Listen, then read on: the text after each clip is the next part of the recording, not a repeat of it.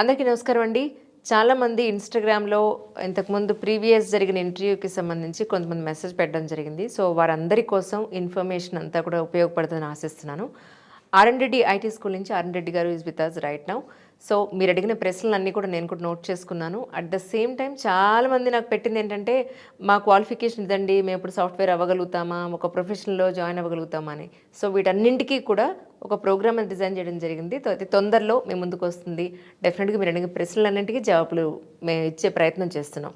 ముందైతే రెడ్డి గారికి వెల్కమ్ చెప్పేద్దాం. సార్ నమస్కారం అండి.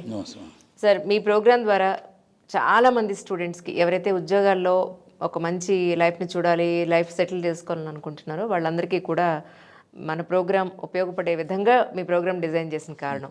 Thank you so much sir. మీరు చాలా ఓపిక్గా సమాధానాలు చెప్తున్నారు, అలాగే ఓపిక్గా మీ స్టూడెంట్స్ అందరినీ కూడా ఇంట్రడ్యూస్ చేస్తున్నందుకు.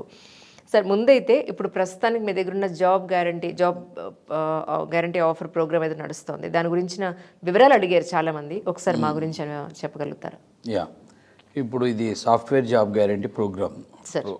ఇది డ్యూరేషన్ 4 to 6 months. ఓకే. 4 నుంచి 6 నెలల టైం. ఈ 4 నుంచి 6 నెలల టైం అనేది ఒక ఐడియల్ టైం, ఒక టైం అలా పెట్టుకుంటాం.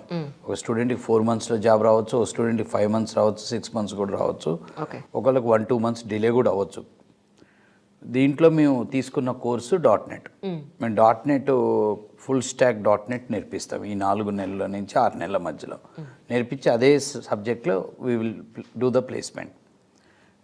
.NEట్లో చాలా మాడ్యూల్స్ ఉంటాయి. C# .NET, ASP .NET, SQL server, MVC, main 4 modules ఇందులో కవర్ చేస్తాం.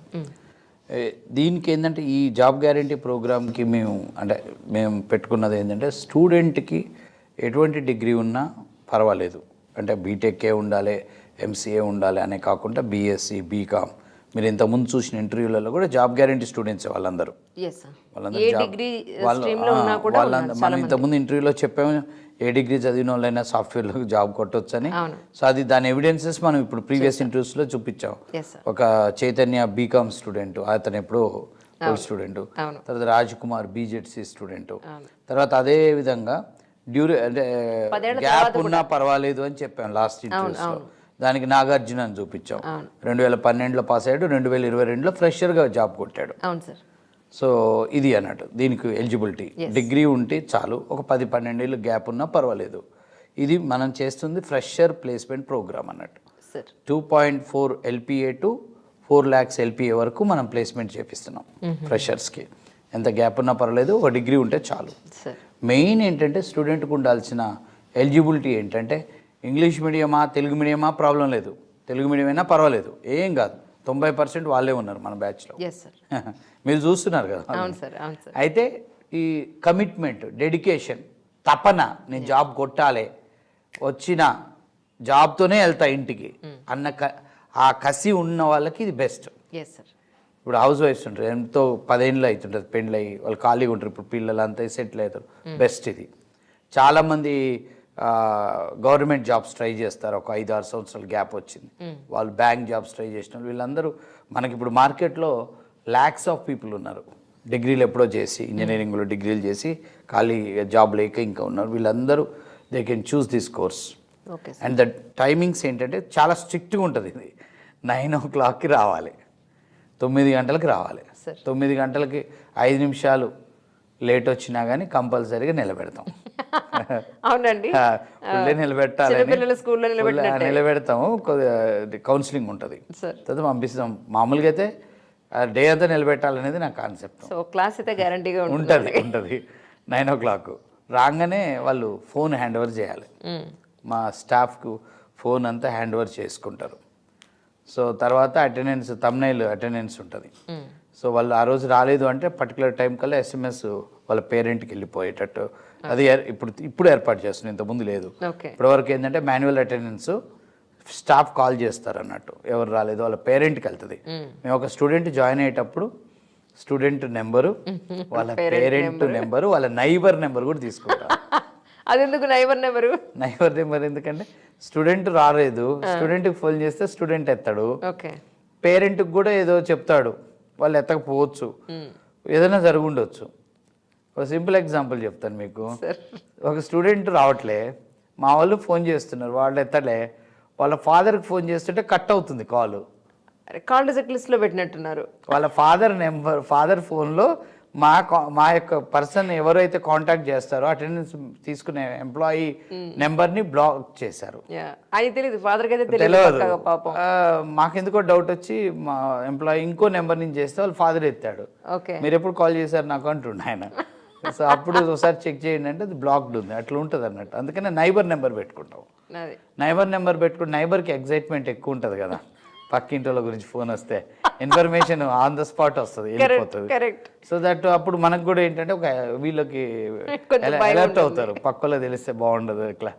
ఇది అన్నీ కొన్ని ఉంటాయి.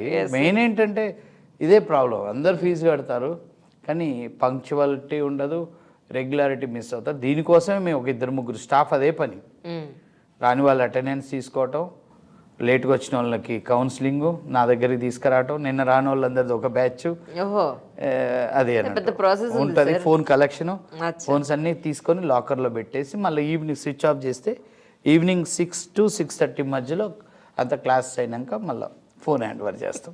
మధ్యలో 1 to 2 లంచ్ బ్రేక్ ఉంటుంది. ఓకే, సో ఆల్మోస్ట్ అందరు అక్కడే లంచ్ తెచ్చుకొని తింటారు. కొంతమంది పక్క హాస్టల్స్కి వెళ్తారు. 9 to 1 అండ్ 2 to 6:30 వరకు రెగ్యులర్గా నడుస్తూనే ఉంటుంది.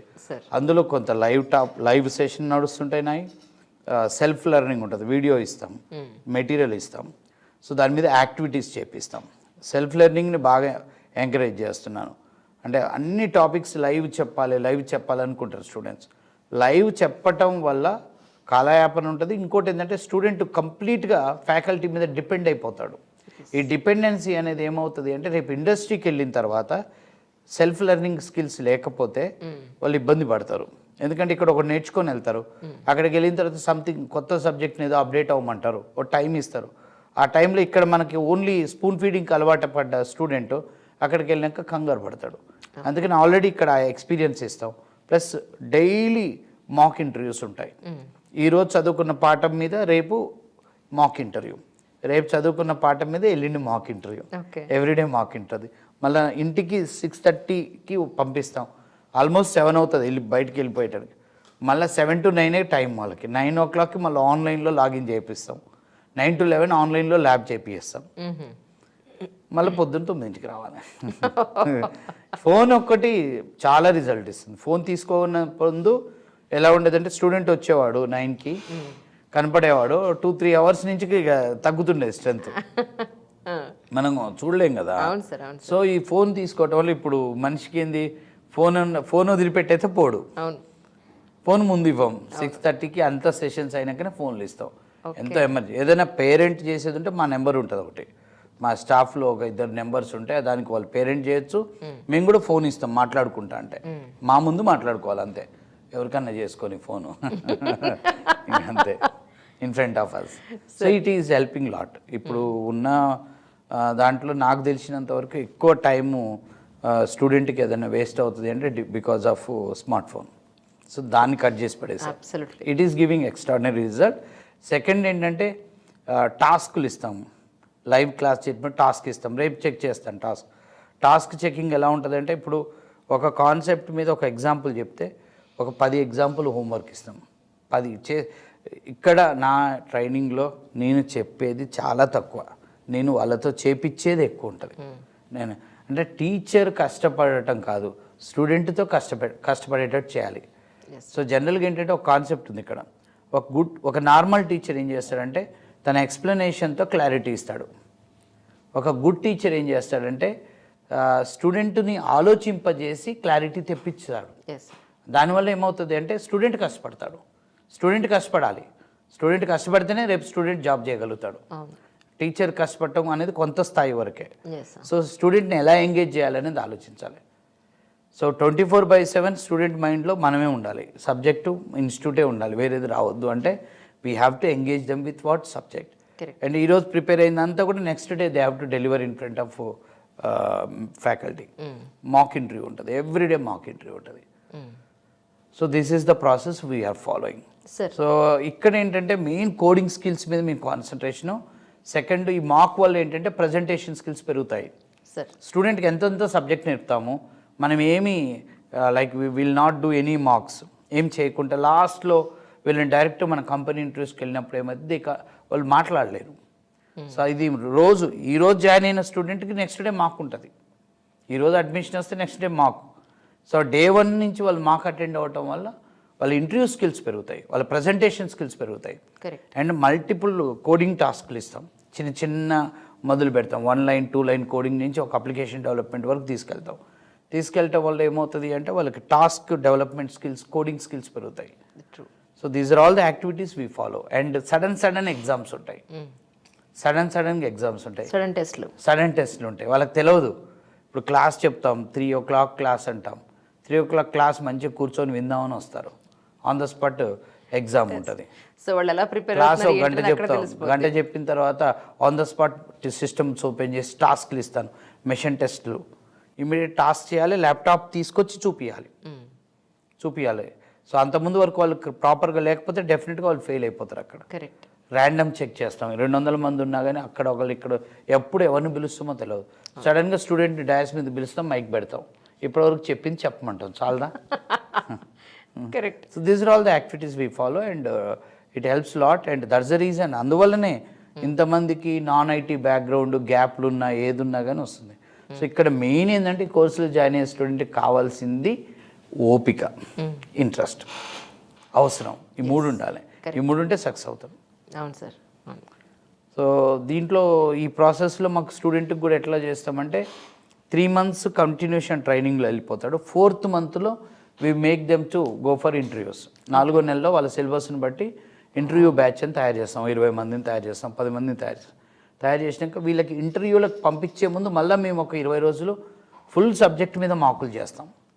కంప్లీట్ ఎవ్రీ డే మాకు ఉంటుంది. వాళ్ళకి ఇది సెపరేట్ బ్యాచ్ ఉంటుంది. ఈ 15 నుంచి 30 రోజులు వీళ్ళకి మార్క్ చేయటం వల్ల, కంప్లీట్ టాపిక్స్ మీద మార్క్ చేయటం వల్ల వాళ్ళకు బాగా ప్రాక్టీస్ అవుతుంది. అలా చేయటం వల్ల ఏమవుతుందంటే ఆల్మోస్ట్ ఎక్కువ మంది స్టూడెంట్ ఈ ప్రాసెస్లో ఉన్న వాళ్ళకి 2 లేదా 3 ఇంటర్వ్యూలు, 4 ఇంటర్వ్యూలలో జాబ్ రావటం ఈజీ అవుతుంది. రైట్. ఇది ఈ యాక్టివిటీ బాగా హెల్ప్ అవుతుంది. సార్ ఖచ్చితంగా డిగ్రీ ఉండాలా, లేకపోతే 10th ఇంటర్మీడియట్ కూడా ఇవి నేర్చుకునే అవకాశం? 10th ఇంటర్మీడియట్ వాళ్ళు సబ్జెక్ట్ నేర్చుకోగలుగుతారు, కానీ వాళ్ళకి ఏంటంటే జాబ్కి పోయినప్పుడు ఇబ్బంది అవుతుంది. ఎందుకంటే కంపల్సరీగా 99% కంపెనీస్ ఏదో ఒక డిగ్రీ అడుగుతారు. అకాడమిక్ పరంగా డిగ్రీ ఉండాలి అని అడుగుతారు. డిగ్రీ లేకపోతే 90% కాదు 95% కంపెనీస్లో అవకాశం ఉండదు. బట్ కొన్ని కంపెనీస్ ఉంటాయి